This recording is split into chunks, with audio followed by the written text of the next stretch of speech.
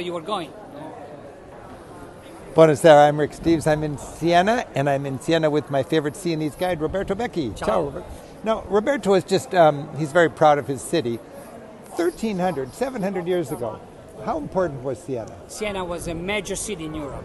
Consider that Milan was the biggest city in Europe and had 150,000 people. Yeah. Paris was a second, 100,000. And Siena had 60,000 people without a river. Siena had 60,000 people without a river. Yes, which means the That was a big deal. Yes, absolutely. We had an aqueduct, basically an underground collector of water that fed all our fountains. And this was that place where the pilgrims would come through? This was the Via Francigena? Exactly. Via Francigena was the only road that connected Rome to North Europe. Kings, popes, everybody had to pass from here. The very first banks were on this street, and on this street, and the merchants.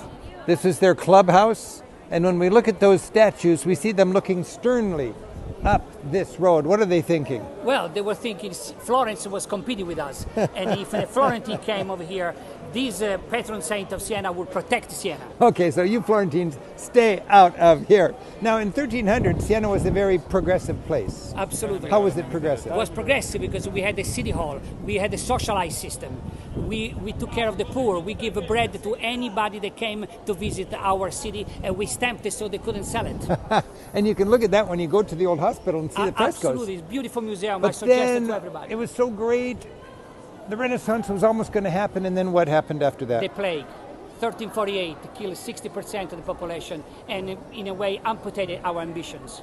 And that broke the spirit of Siena, and today we find a city so beautifully pickled and ready for us to venture into, celebrate, and learn from. Happy travels from Siena in Tuscany.